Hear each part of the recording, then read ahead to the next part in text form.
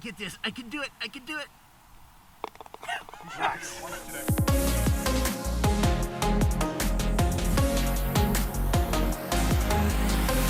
Welcome to this episode of the Maintenance Academy Front 9 Conversations in Multifamily. We are in Greenville, South Carolina at Carolina Golf at Botany Woods.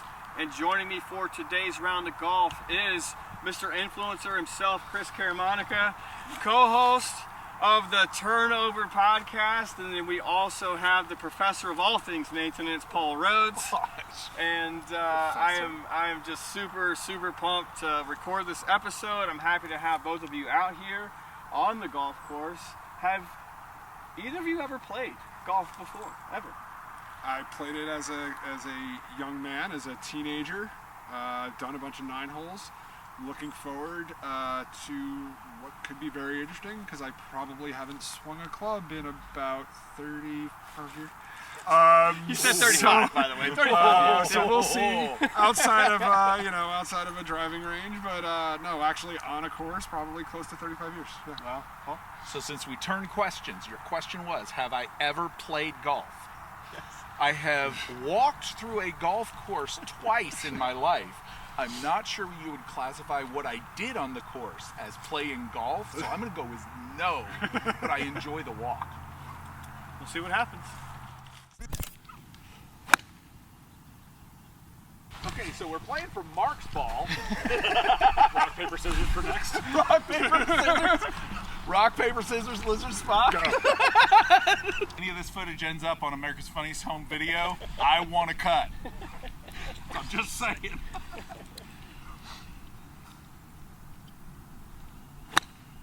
Look at it. Oh, not bad. Hey, Okay. it went in the appropriate direction. Yeah, okay. That was good. That counts as 1, right? Because he actually hit the ball? Remember the format. Okay, the format is we're gonna play from the best ball. Paul, you're right here. Yeah, I was actually in line with almost the hole in the green. I was in line with the green, not the hole. I was in line with the green. Hey, I consider that a win. nice. Well, that was supposed to go on the green, not short. But Just one of y'all can do closer. better. We'll go from right around here. Okay.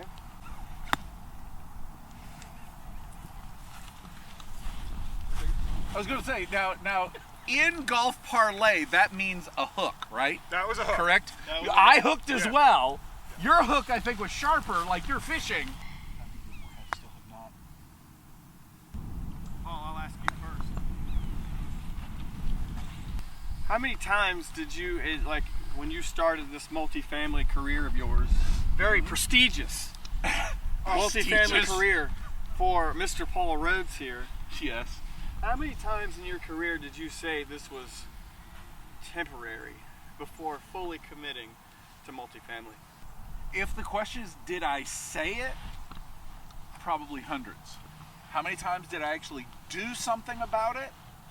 Once. Yeah. I left multifamily maintenance and I became a pool contractor to where I worked for a company that designed and built and renovated swimming pools. To where, like, one of we did 2 big things of note. One was, when a pool floats up out of the ground because the hydrostat or you drain it.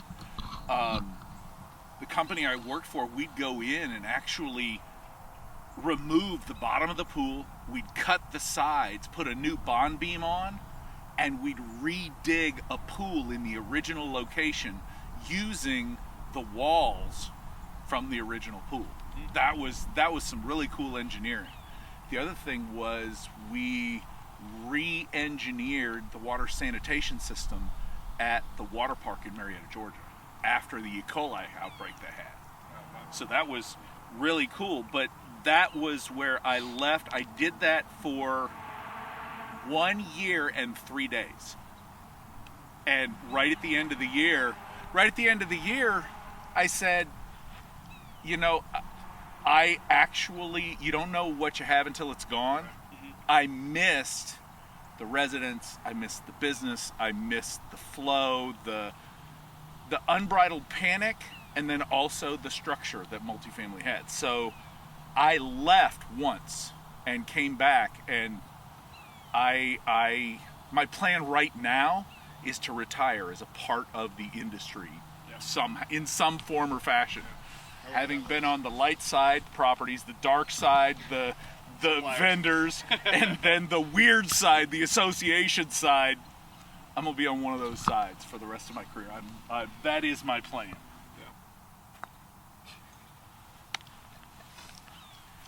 We'll pick these up and go on to the next. But Chris, same question for you. Like, how many times? Because you can't go anywhere in our industry to any conference or to any association event or anything without hearing some keynote saying, all right, show of hands, who chose the multifamily industry as their career? And nobody's hands get raised in that entire conference. So, you know, when I thought about the question, you know, how many times did you say this is temporary before actually fully just, you know, like, I think some people have been in it 10 years and they're still like, no, this is temporary. This is temporary. But they can't get out, or they don't want to get out. So like, you know, Chris, or if you want to approach the question a different way, instead of how many times did you say this is temporary, like when did you decide? And I mean, and we know you. We've had this conversation before. We know you came from Broadway, from the arts. We know you came from the stage into maintenance. But and we know the story. But tell the people viewing what coming up in I was educated with an arts management degree, and my goal was to work on Broadway. You know, I'm a New York City kid, born and raised right outside of the city, and that was my goal. And in college, I was like, I'm never going to be good enough to work in New York City, so I'll go to Chicago. So I went to Chicago with my best friend and roommate, and we had a great time there. And I would have loved going to Chicago, but and I've done this throughout my career, my entire life, right? I said, no, I'm good enough for New York City. Yeah. So I applied for jobs in New York City, and that's where I went. And I think, you know, our generation, you know, the late Gen Xers, early Gen Xers, we watched the generations before us. It was life. Yeah. You know, my father was a police officer for 20 years. Like, when you got a job, there was no job hopping. It was you're all in. So my first 2 theater jobs, I worked off Broadway for Blue Man Group, man. Yeah. Like, so cool. That was out of college, cool. I dude. love it. Was I love that. Like, yeah, I got to work, you know, I was like, at that time I was like, you know, we all know I'm not a sports guy, but I was like, I'm working for the Yankees. I'm like, how effing, like, I'm working for Blue Man Group. And I got so involved in the company and the culture and the art of it. And then I just hit a point where I was like, no, I think I'm ready to move on. You know, I was like, all right. And then I got to work on Broadway, and I'm like, now I'm working for the Yankees, right? Like, it was the best of the best, and wait, now I'm on Broadway. Now I'm doing Broadway. You know, stuff happens. And got out of the industry and got into the apartment industry. And then I got to work for one of the largest REITs in the U.S. I was like, I'm working for the Yankees. Yeah. As a New Yorker, like, I'm working for one of the best REITs, and you know, I did my 5-6 years there, 11 properties, and then I was like, I know I'm better. I know I can do something. I got cocky. You know, after 15 years of, you know, working, I got a little cocky because I had worked for the Yankees. So I should always be able to work for the Yankees, no matter where I was. Went to a small private operator. I was there 6 weeks. Oh. Because I, in their mind, was not good enough. But then I got a job, and I'm working for the Yankees again, and I've been working for the Yankees for another 10 years. And, you know, to flip your question, at no point did I ever think any of my jobs were temporary because of how I was raised and what I witnessed. Sure. It was every job I had, whether it was Blue Man Group, working on Broadway, working for Avalon Bay, working for wind companies now, it was, no, this is it. Yeah. For me, it was never temporary. Yes, I've had job offers. I've had conversations throughout my entire career. You know, I don't know. I don't know when the next thing is, but for me, if I'm gonna go, I'm gonna go all in, and that's what I've done in my 4 major, you know, organizations that I've worked at over my, you know, 25-year career. Ooh. Right. You know, and Shut it's not one and done, right? It's not that. So for me, it was never, nothing is ever temporary for me. That's just who I am. I think it's a great question because I think there are a lot of people who think like that. That like, oh no, this is a stepping stone. Nothing was ever a stepping stone for me. It was, I'm gonna go all in. And right now, I'm all in. All in. And I've been all in with this company for 10 years, which has been my longest. Yeah. You know? I think that goes to show that, Chris, just because, like you said, you don't think of it as a stepping stone. This is just here. Like, I think that goes to why you've been successful in what you're doing. I mean, you know, I think we 3 talked about this, like, and you've said it, so I'm not saying anything you haven't said, but you know, you've said when Paul and I start geeking about refrigerant, you're like, whoa, no, that's not me, that's not my lane. Yeah. No, y'all have at it. But because you jump in, you commit, and you just submit to it, and like, no, this is my home. This is my industry. This is what I love. I think that's why you've been successful, as successful as you have been, right? I mean, yeah, I know. You know, absolutely. And I know what my weaknesses are. In every career that I've ever had, right? I knew, like, my golf swing is one of my biggest weaknesses. Hey, ho. Okay. All right. Okay. With a weak golf swing, he said. There we go. There we go. I think in the post-COVID era, it was a great buzzword. It was awesome. We don't hear it as much anymore. But all it was doing was putting a name to what every company deals with. Thank you. What every employee deals with is lack of engagement.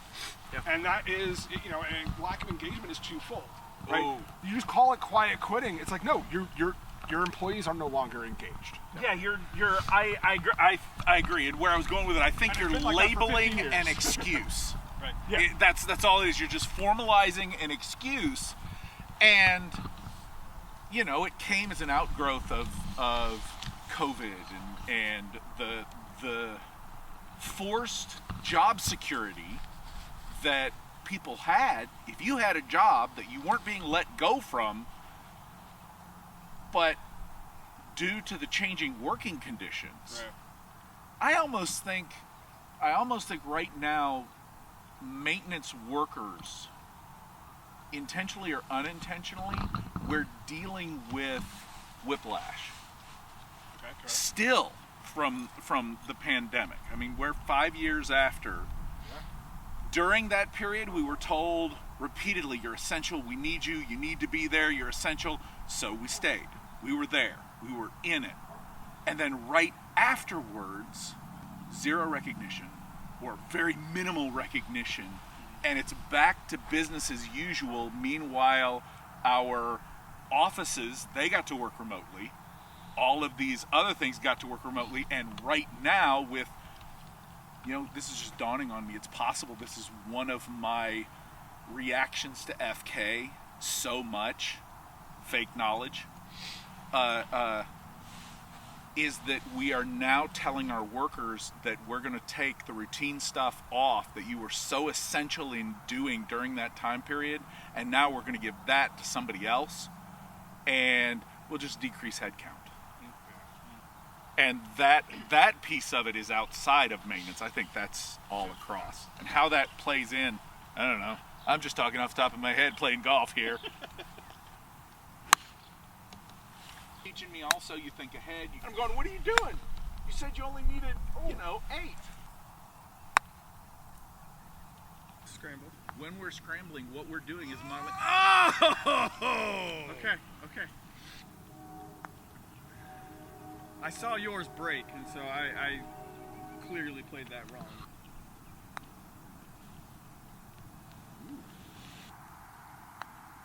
Do it. Yes! Yes!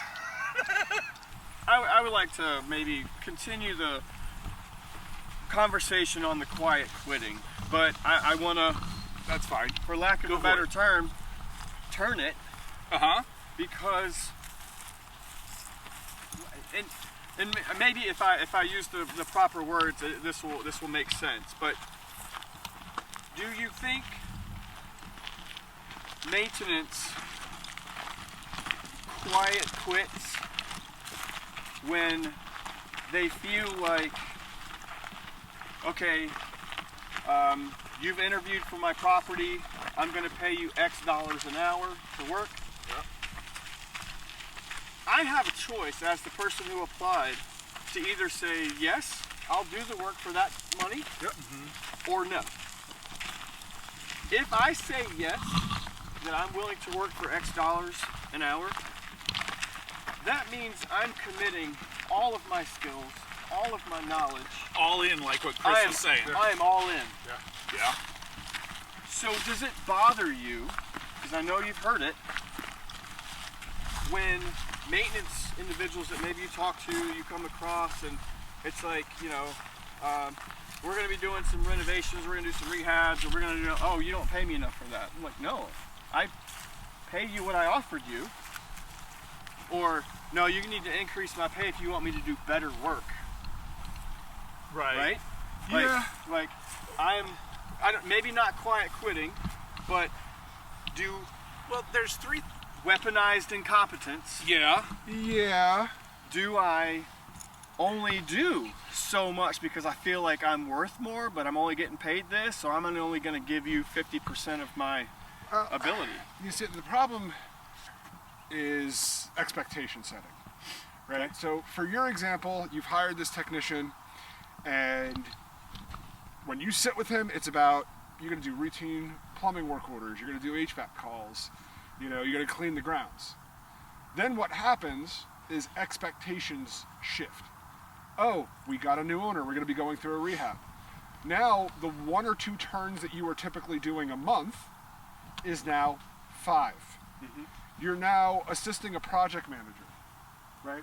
So that's the problem. So I have run into that and heard about that more, because we hire you at X dollars to do X job, and then we change the job, But the change, even slightly. It has nothing to do with your skills. You hired me to do light plumbing, light electrical, and paint an apartment. Now you're asking me to replace floors. Now you're asking, I can do all that, but that's not what you hired me for. You in the hired same me- allotment of time with the same resources. Yeah. So we're not adjusting any other parameter except we're increasing the level of expectation on you as the worker. Yes. I agree with that observation.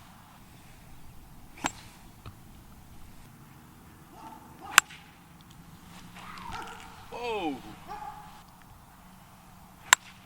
Look at that. Jeez. Expectations are one thing, but you know, my question to you guys is job descriptions, because they vary Yes. so greatly. And even in that variety, you've got there's the job posting. You know, this is what we're looking for. And then the candidate comes onto the site and in my understanding, the longer the position is vacant, the goalpost for what is acceptable for someone to fill that role moves. I like that you brought up the job description piece, because that is something I think that we do as an industry. We do a poor job of maintaining and adjusting. Yes. It's a part of that expectation setting. It's a part of making sure that our entire organization at all levels understands what not only the expectations are, but defines the job that we're expecting people to do. And you know, job descriptions are a tricky thing, because there's Yes, they legality are. in them. There's got to be, you know, especially for larger companies, and this doesn't matter what industry you're in. You know, they have to meet a certain legal burden, because there's certain things that you can put and not put in a job description. But our industry, we're not UPS, right? So like, I'm sure the job description for a UPS driver Yeah, I think yours is better. is the same, and I would hazard a guess that all UPS drivers are pretty much doing the same thing on a regular basis. They have certain times and things that they have to do, what they can lift and what they can't lift. But then when you look at a job description, we could have identical job descriptions in my great state of New Jersey and in the great state of Georgia, but the expectations of the on-site property team, let's take corporate out of it, right? Yeah. Corporate set the standard. They've set the JD, right? Like that's where the job description typically comes from, right? Then you start to get down to, we could have the exact same job description in 2 different states. But the job is different in the great state of New Jersey. Right. For numerous variables, we have, different weather. And you put it here, you get out here because for us to do that. Look Or at if that. it's possible. All it takes is one good shot, Paul. What are some of the funniest on-call excuses you can remember? I got a call from a property. We were trying to specify emergencies. Yeah. And find the line, specify them, and if Yep. it's not that, you're not going out. Yep. Had a resident call that their garbage disposal was clogged. Yeah. Congratulations. Sunday afternoon, garbage disposal's clogged. Faucet, no water going anywhere. Water's not going down, but the garbage disposal's clogged. And this resident is just ticked. Called the service. This was back when we had pagers. They apparently called the service 5 or 6 times, and finally the service called me, and I called the service back. And the lady at the service basically said, look, they won't stop calling. They're blowing up the service. Can you please just call them directly? Okay. So I called, told her it wasn't an emergency. You still have water. You still have a faucet. You've got your tub. You've got water. I'll be out there first thing in the morning. This lady wouldn't let it go. Would not let it go. Finally, I go out there because every 10, 15 minutes my pager's going off because now the service is just going through. So fine, I go out there, and in the garbage disposal, did you know that a red Solo cup fits perfectly in Love an it. incinerator drain? Yes, I do. Like for a seal. Especially if they're from Joe's Crab Shack, there. because done that. So, yeah, I get there, and all I do, I turn on the garbage disposal, you hear it humming underneath, and the sink is full of water. I get, put on gloves, reach down, pull the Solo cup, all down in there, garbage disposal's fine. I just handed the lady the Solo cup, and I left. I didn't say anything, I didn't do anything, it was there. So, yes, that's the one I will quote for this moment. I will let you take that putt, and then I'll continue my story as we start the next hole. Oh! So here at Carolina Golf at Botany Woods, there are 9 individual greens, but 18 tee boxes. So you can play essentially 18 holes and you have a different look for 18 holes. So that's why that one says 13, this one says 4. That must be the back 9. Well, it is the back 9.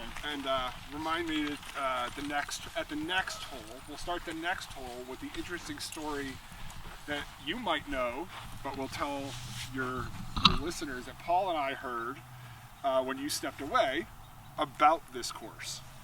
So, yeah. So a little bit more to come on that. A little, I like to do a little teaser. You may or may not know this, and I thought it was a pretty cool fact. Yes. Oh, very cool. So back to your question of on-call. I'm going to take you back to, I want to say it was October of 2012. Okay, you guys experienced it to some degree down here, Hurricane Sandy. Yes. Yep. Right. Well, down here it was a hurricane.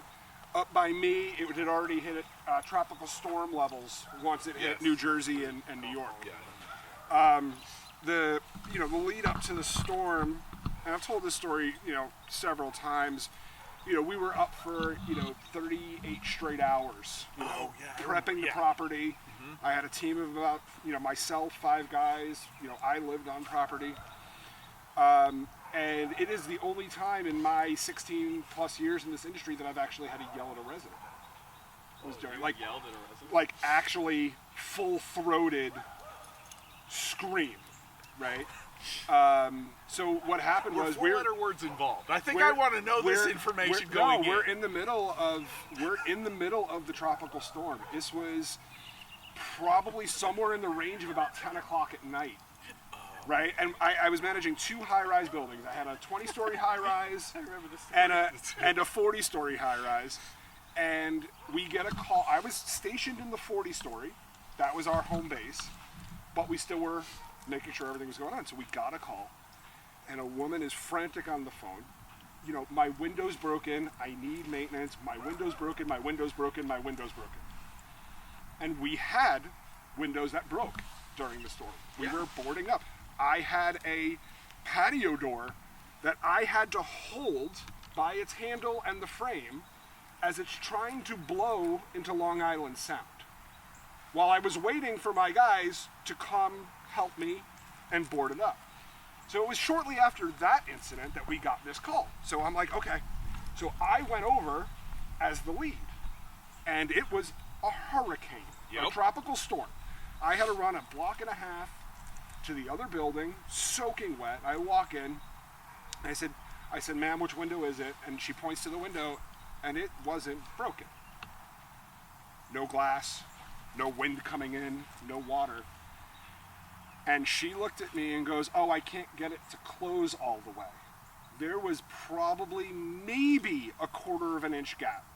I'll give the resident benefit of the doubt. She wasn't able to get the window, maybe it was a 1/2 inch. So there was a little bit of water dripping in. And I full-throated screamed at this woman. This is not an emergency.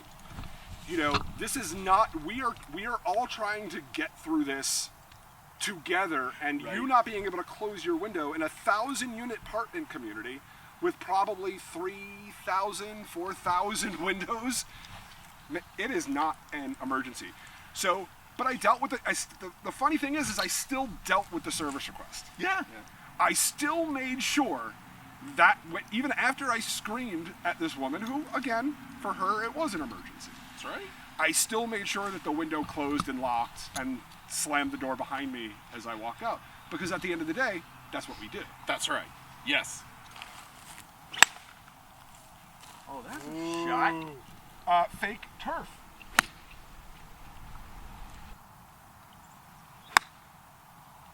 It's a worm burner. That's gonna roll. Roll.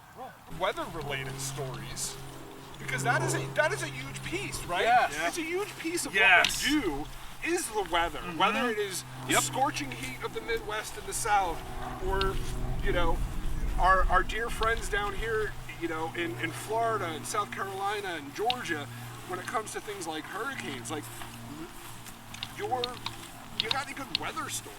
Because that is not something you can write in a job description. Yeah, no. You cannot expect people to know what to do when you get severe weather. Yeah. Let's talk about severe weather for a little bit. True. So for me, the first thing that comes to mind, I was in Concord. Unless you're from Concord, then you say Concord. But I was in Concord, North Carolina. Wait, is there an S in the middle of that? Concord. No. Concord? Concord. No, Greensville. No, Concord. I was in Concord, North Carolina, and we had a snowstorm, and I was at a property. I won't say the name of the property, but was there, and our property had lost power, but we were without power for an extended period of time. And residents took to themselves and took the pet waste stations, the metal baskets on the pet waste stations. Right. cut them off of the poles and started making fires in them to like cook food and keep warm, and it was like this whole, I was the one, the maintenance guy on call, and we knew the storm was coming, and I said, I can't be stuck 15 miles away. I'm gonna go stay on the property in case something happens, and so I kind of, moved into the property for a period of time, but the maintenance, not maintenance, just the residents just took the baskets off the poles and start put fires in them, and just to keep warm and cook food, and that was, I can't put. Uh-oh. Brian Barbary, thank you. Shout out again for letting us come out to Carolina Golf and Botany Woods. We really appreciate it. All right, carry on. So Ryan told me that this course has a little bit of historical significance, which I found extremely interesting. Okay. This was designed by George Cobb 4 years after he designed the 3-par course at Augusta. So they like to say this is the nine holes that he didn't get into Augusta. This is the back 9, or the additional 9 for the lost 9. I'm sorry, the lost 9. Wow. From Augusta. Okay, I didn't know that. Yeah, he's from this area, and this course was built in 1962, and the Augusta Par 3, which he designed, opened in '58. So this was all designed after that, and I figured as a golf nerd and a little bit of a historical nerd, we were talking about Augusta earlier, I found that really, really interesting. Like, that's cool. There's some history here, especially really for golf fans. Yeah. When did you learn the difference between confidence and competence? I don't know. I'll let you know. I was going to say, I'm not even sure I'm today years old to know the difference between those two. I'm gonna flip it. I mean, maintenance related, right? Yeah. Somebody come in like, oh yeah. But I mean, are you competent? Like, can you actually do the hype that you say you can? I mean, when you're considering people that we're interviewing, because the age of the internet, I mean, everyone's a YouTube hero. But being confident in what you're doing versus being competent in what you're doing. Do we have a problem with that? So if you want to change the question, do we have a problem with competence versus competence? With full disclosure, while you take your shot, I have always led more, and this should not come as a surprise to anybody that knows me, more on the confidence. I've always lacked competence when it comes to certain areas. But what I personally have, the differentiator. Oh, I heard tree branches. We now need a new ball. I've always zero competence. I am confident that there is no competence on display here. To go back to your question, I've always felt more on the confident side than the competent side. I make no qualms about it, right? Sure, even when I'm doing when I've interviewed for jobs, or we've talked about the industry. We were talking earlier. You mentioned it a couple of holes earlier, like HVAC. Like, I'm real confident when it comes to HVAC, but I'm not competent enough to do certain things. What I think my confidence has helped me is to be able to identify that in others. Sure. Which I think is something that is lacking. People are, in the interview process, a lot of people are looking for competence. And they look past the confidence. I can tell when you're competent and confident. I can tell when you're not confident and competent. And there's other people who can't do that. Just because that's where I fall on the spectrum. Right? I don't ask, I love it when somebody brings up, well, how do you wire a 3-way switch? That's not what you need to be asking from my perspective, what you need to be asking. Mm-hmm. You need to be able to walk me through, what would you do to troubleshoot an issue with a 3-way switch? It's about, if you can talk a good game, you can talk a good game. And that will show me you're confident. I also don't know the names of parts. I also, I will call it a doohickey. I have no problem doing that, right? I have been working on, if you were to set, a package system, a PTAC, a chiller all next to me, I'd be like, air conditioners. Uh-huh. And you would not be wrong. And I would not be wrong, right? But that's the thing, is everybody wants, especially when you get somebody who's really been in the industry. Wow, he didn't know the name of that tool that we're supposed to use, or he didn't know that was, a siphon valve. And it's like, okay, does he know how to troubleshoot it? Does he know how to actually take it apart? I don't care if he knows the word. I don't know the words. Uh-huh. I've learned a lot of the words. Yeah. And I think that's where it comes to confidence versus competence, is because you might be talking to somebody who's very competent, but your self is what is stymieing them. Yeah, and I don't think that there's one that's better than another. Like that wasn't a gotcha question. Yeah. Like it's. I think that confidence, personally, I would hire for confidence. Yeah. Probably more so than competence, because I know somebody who's confident, I'll be able to teach a different way to do something. Yeah. And empower them. Somebody who's competent, who has grown up in this and has done the same thing the same way every single time and can't change. So again, it wasn't like a God. It's just like, I love confidence when it comes to people who are eager, hungry, to a point, right? We all have interviewed. There's spectrums. We've all interviewed the individual that, we're hiring for maintenance and I can fix anything. Okay. What do you mean you can fix anything? You have now thrown down the gauntlet. What do you mean? Does that That's a different kind of confidence. Here's a jet engine that's not working. Will you do me a favor? Can you rebuild it and get it working? That's exactly right. That's a if you could fix anything. That's a different kind of confidence. I got an electric car outside that. Different kind of confidence there. But it's when we are in an employment crisis, we do have people coming out of the woodwork, and that's great. It's great. But confidence over competence. I almost think that you have to take that question up a level. Sure. Meaning, competence can be judged on a. Ooh. Nice.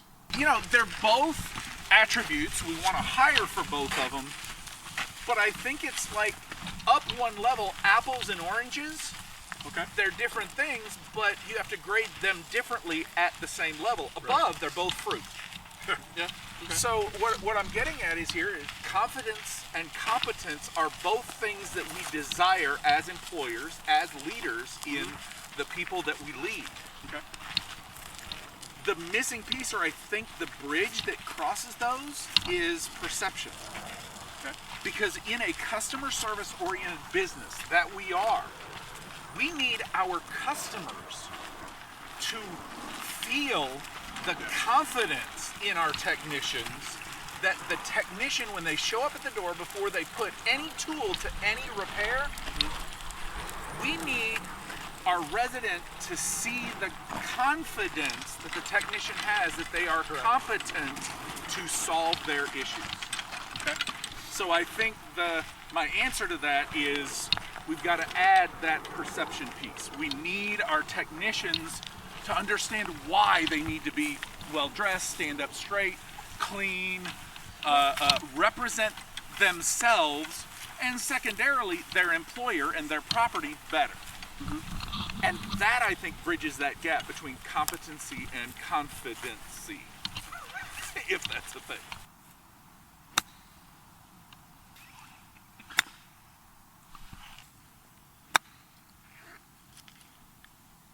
So the question is, from a corporate standpoint, which is more desirable based on our business model, based on the multifamily industry and what you know, which is more desirable for an employee, for them to be confident or competent? My honest opinion is I think they're more geared towards confidence because they want that resident experience.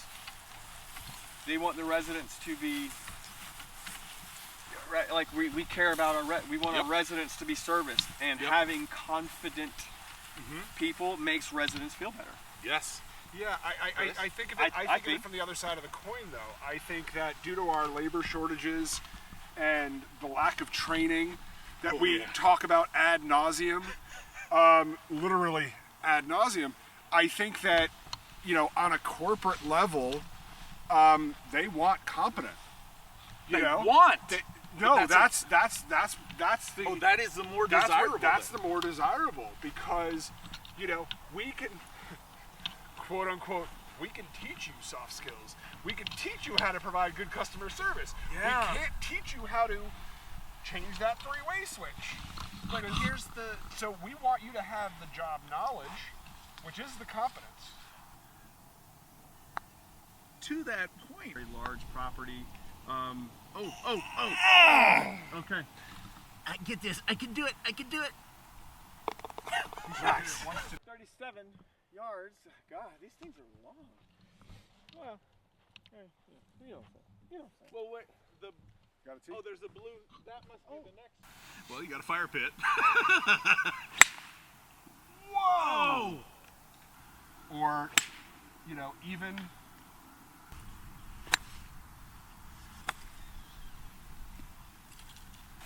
You know, I know we went on this whole thing about being influencers, and all of us are on Instagram. We all have YouTube channels. We're all podcast hosts, and in every sense of the being, we are influencers.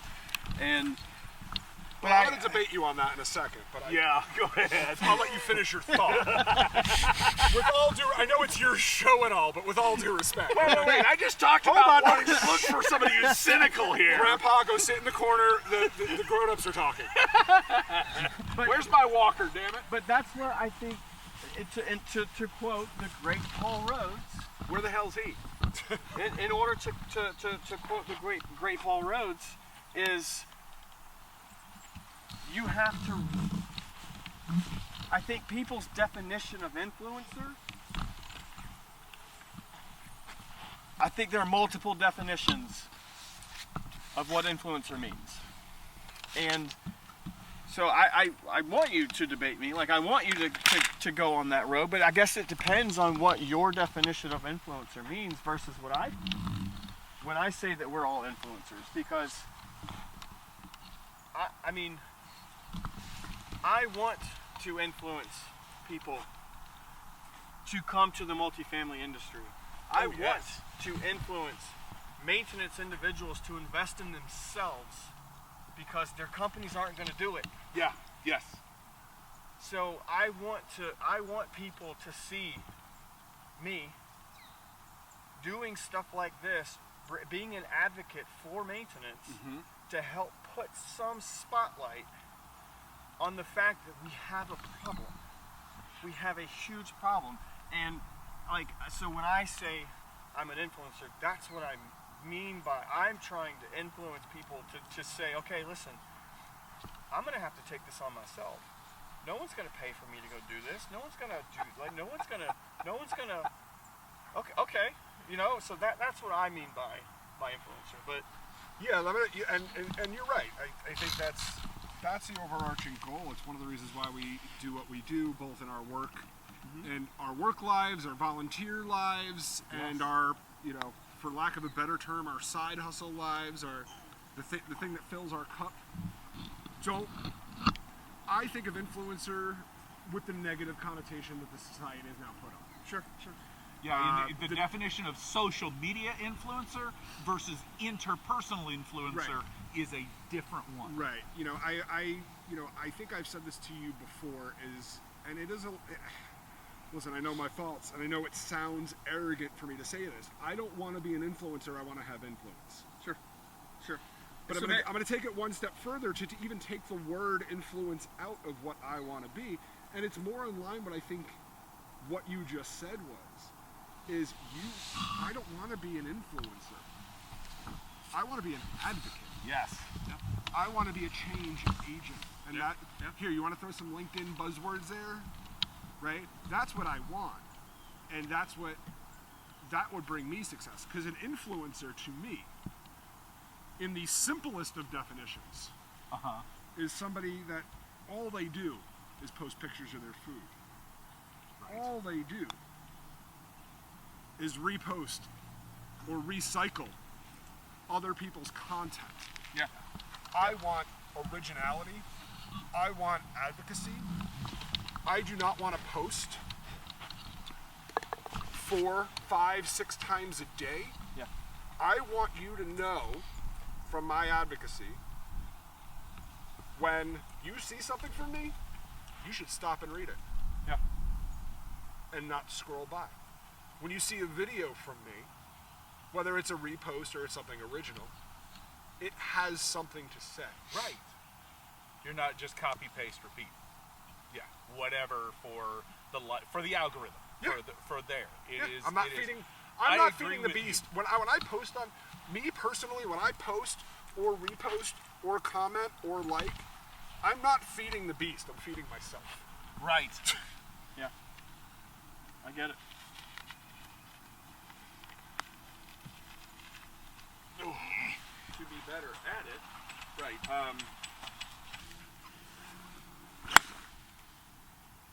Get over the creek. Nice. Yes!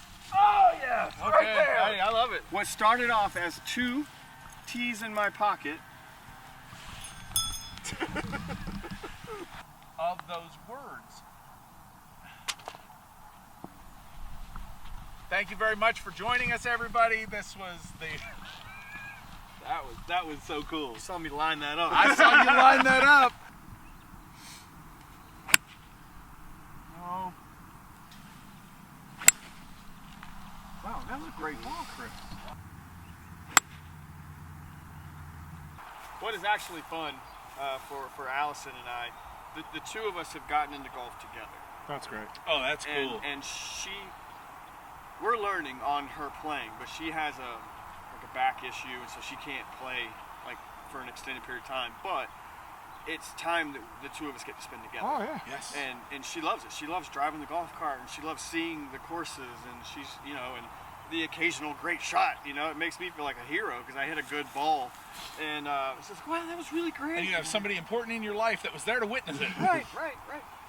My biggest fear one day is playing golf alone, hitting a hole-in-one, and having no one to. Yep. I had a hole-in-one. Was somebody there? No. Well, then it doesn't count. They're like, bullshit. It does count. How was I know? Yeah. How many times do our maintenance technicians do great and amazing things and Get zero. credit? Because nobody ever sees it. Nobody saw it. Nobody was there. How many? And But you know what? That's what they get paid for. yes, that's exactly right. That's and the response they'll get. Well, that's Yeah. great. You just did what I'm paying you to do. That's exactly right. And okay, but why, if you're good with what I'm doing, why do you keep adding more? Back to a previous conversation that's there.